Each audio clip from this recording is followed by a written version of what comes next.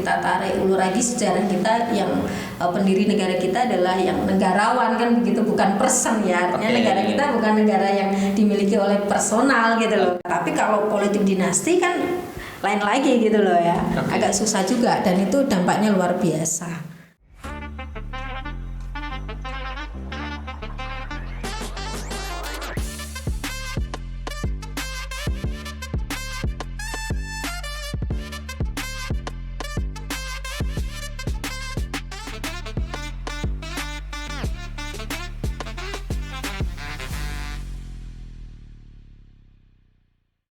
Kembali lagi di Polos Politik Lokal Sekali. Sudah hadir bersama kita di sini Dr. Novi Sri Utami, SPD, SH, MH. Oke. Ya. Ahli Hukum Tata Negara dari Universitas Islam Malang Unisma. Juga sebagai periset di BRIN. Ya, Badan Riset Inovasi Nasional. Nah, Bu Novi memang ya agak sibuk sebenarnya, Jakarta, Malang, keliling Indonesia. Tapi kita undang ke sini mumpung lagi agak santai sebentar. Oke, gimana kabarnya Bu Novi? Baik, alhamdulillah Mas Fajrus ya. Sehat. Lagi rame ini Bu soal apa? Putusan Mahkamah Konstitusi tentang usia calon batas calon presiden. Oke. Putusan Seperti apa? 90 ya. Ya, sebenarnya kalau dibilang rame sangat rame ya. Bahkan ini adalah fenomena yang luar biasa di lingkup Mahkamah Konstitusi ya. Terkait dengan dikeluarkannya putusan nomor 90 tentang batas calon capres dan cawapres ya, yang kemudian yang digugat adalah di pasal 169 huruf G Undang-Undang Pemilu nomor 7 tahun 2017, di mana pemilu itu membatasi usia pasangan calon presiden itu paling rendah 40. Nah, ini sebenarnya pasal tersebut itu amanah dari pasal 6 ayat 2 Undang-Undang Dasar NRI 1945 Mas Fajrus. Nah, yang kemudian menyerahkan sebenarnya kepada pembentuk undang-undang DPR dan Presiden untuk mengatur syarat calon presiden dan wakil presiden. Bukan MK. Bukan, artinya ini kalau ini adalah legal policy ya. Tapi kita tahu bahwa sebelum putusan 90 ini keluar ada beberapa perkara yang diajukan ke Mahkamah Konstitusi, tentunya juga terkait dengan pasal 169 tentang batas calon capres dan cawapres itu batas adalah usia. Batas usia yang lebih tinggi. Ya, itu di perkara nomor 29 ya, yang kemudian itu diajukan oleh PSI ya. Itu pemohon meminta agar syarat usia dikembalikan menjadi 35 tahun seperti yang diatur di dalam Undang-Undang Pilpres sebelumnya. Nah, itu di perkara yang pertama. Kemudian yang perkara yang kedua itu permohonan dari Partai Garuda pada perkara nomor 51 tahun 2023 yang mendalilkan alasan yang sama.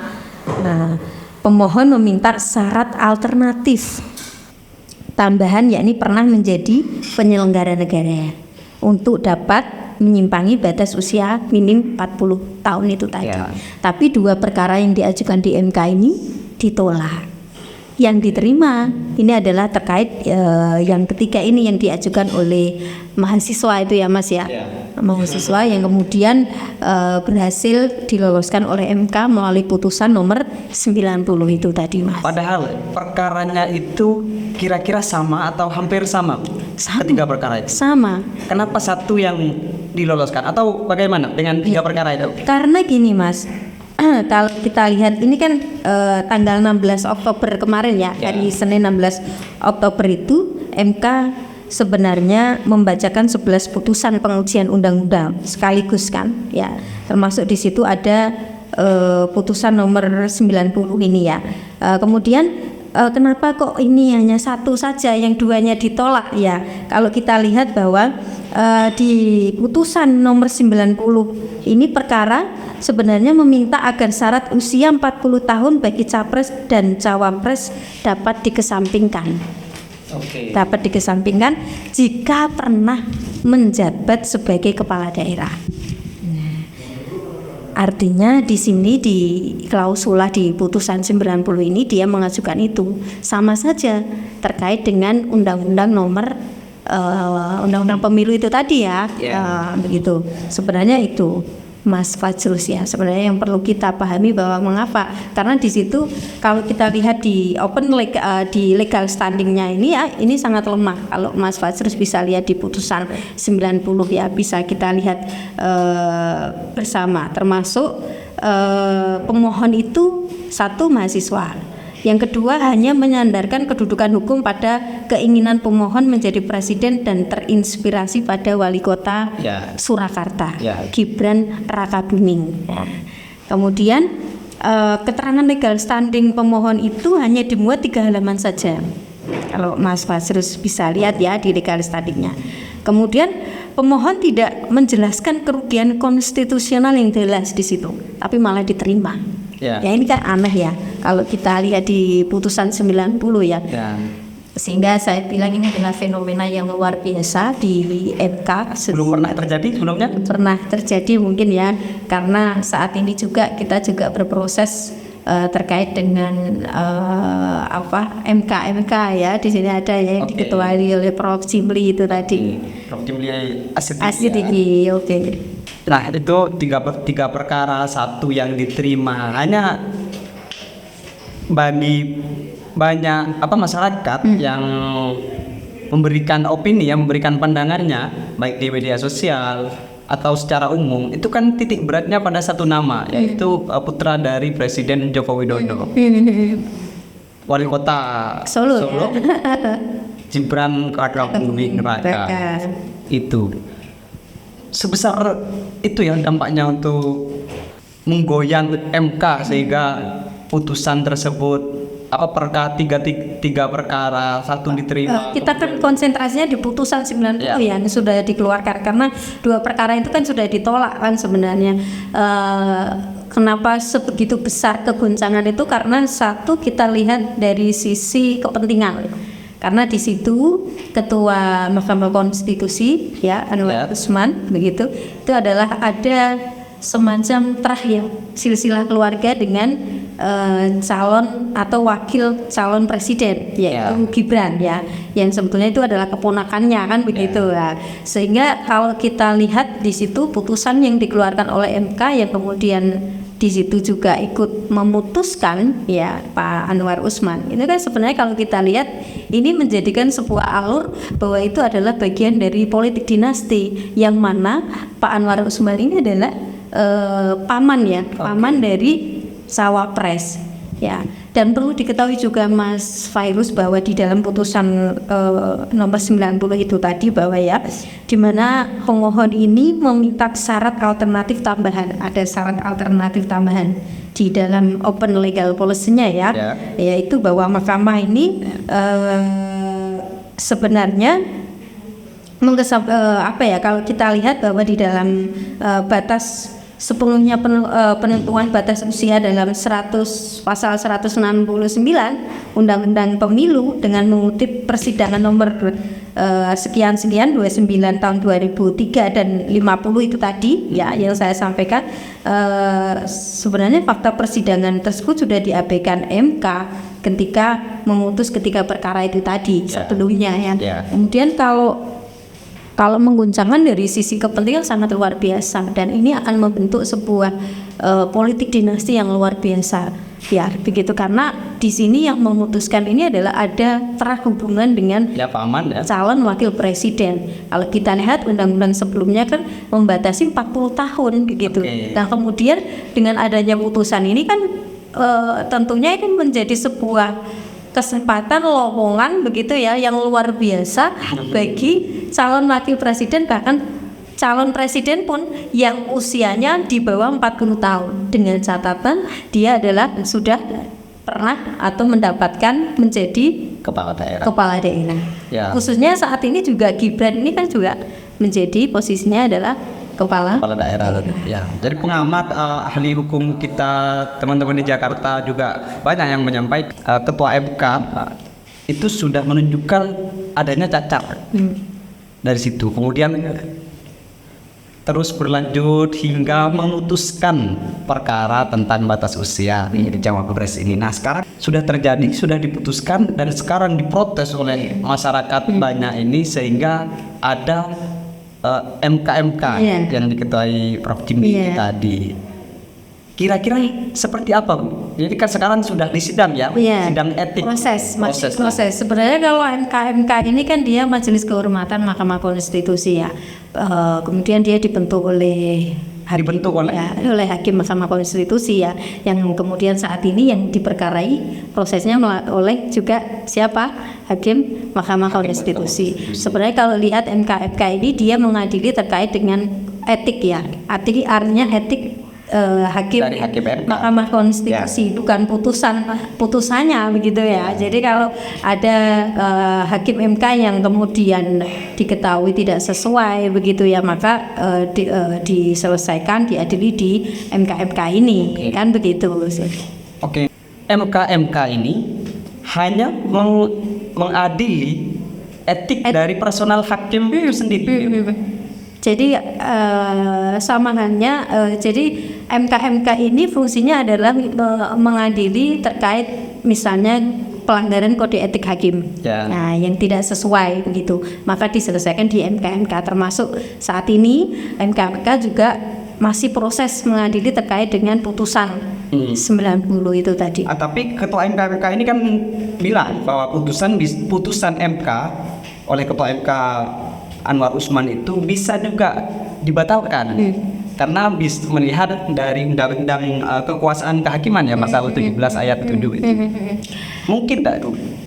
Kalau dibatalkan kalau melalui MK saya rasa tidak memungkinkan, karena MK ini adalah menyelesaikan terkait dengan kode etik hakim begitu. Jadi dia hanya memutuskan terkait dengan perilaku hakim yang menyimpang begitu, yang tidak sesuai dengan aturan, maka diselesaikan di MK. Maka putusan MK ini juga satu tidak terkait dengan putusan. Jadi terkait dengan etik dari hakim. Maka sanksinya itu bisa jadi yang mungkin dicopot jabatannya. Sanksi paling berat apa kira-kira? Ya dicopot itu paling diberhentikan tidak hormat, itu kalau menurut saya sudah sanksi paling berat ya. Sudah diberhentikan tidak hormat lagi, itu kan sudah paling bawah kalau saya. Dan putusan MK tentang usia Capres-Cawapres ini sudah final mengikat. Iya, kalau kita lihat sifat putusan Mahkamah Konstitusi itu kan sudah final dan binding, Mas, sudah final mengikat, artinya sudah final itu. Kalau itu pun misalkan mau diajukan, kita kemana kan begitu, Mas? Masih belum ada prosesnya bagaimana begitu, karena selama ini memang putusan MK itu sifatnya adalah final gitu, yang pending gitu, Mas. Sebelumnya memang belum pernah terjadi fenomena ini, disebut fenomena ya, belum pernah terjadi sebelumnya. Fenomena luar biasa. Iya, belum ada terjadi. Ahli hukum kita perlu membedah untuk mengatasi selanjutnya ya. Iya, karena akibat terkait dengan putusan MK ini sangat luar biasa. Apalagi ini kalau terdeteksi bahwa dia adalah adanya hubungan keluarga. Nah, itu dari situ saja maka ini akan muncul sebuah dinasti begitu ya. Apalagi kalau misalkan ini semuanya, apalagi ada yang kita tahu bahwa saat ini Raka Buming Raka Gibran itu adalah wali kota dan keponakan dari Ketua Hakim Mahkamah Konstitusi. Ini kan rentetannya banyak terkait dengan putusan yang sudah dikeluarkan akibatnya, dan tentunya juga kita tahu pasti akan menguntungkan bagi keluarga kan gitu. Kalau ada politik dinasti kan konflik kepentingannya kan, interestnya kan luar biasa. Apalagi kita tahu juga ada beberapa keluarga yang kemudian mencalonkan di partai politik. Nah, ada juga yang kemudian sekarang dan lain sebagainya ya. Saya kira itu adalah politik yang artinya mengakar ya. Kita juga tidak bisa, artinya hal semacam itu memang harus dipaksa, artinya diselesaikan sampai ke akar-akarnya. Nggak bisa kalau hanya diselesaikan 1% saja, artinya diselesaikan sampai seakar-akarnya, sehingga tidak terjadi pada selanjutnya terkait dengan politik dinasti ya. Oke, ini kalau kita lihat situasinya, para akademisi juga geram ya dengan hal ini ya. Apalagi putusan ini kan, kalau kita lihat ini kita negara demokrasi, Mas. Ya. Mas yang kemudian kita tarik ulur lagi sejarah kita, yang pendiri negara kita adalah yang negarawan kan begitu, bukan person ya. Artinya negara kita bukan negara yang dimiliki oleh personal gitu loh. Jadi ya it's okay, semuanya juga berhak begitu ikut serta. Tapi kalau politik dinasti kan lain lagi gitu loh ya. Agak susah juga, dan itu dampaknya luar biasa. Dampak yang luar biasa dari putusan MK ini dan dari proses yang akan terjadi selanjutnya, mulai dari sidang etik yang sudah yang sedang dilaksanakan sekarang, kira-kira dampaknya nanti seperti apa dari analisis? Kalau sejauh ini dampaknya masih politik dinasti ya. Artinya politik dinasti itu dampaknya luar biasa dari sisi kewenangan, kepentingan ya. Hanya dinasti itu artinya yang ikut di situ, ikut andil. Bagaimana dengan masyarakat yang lain? Itu juga akan berpengaruh pada partisipasi juga. Terus pemilih juga ya. Apalagi sekarang mau pemilu dan pilkada.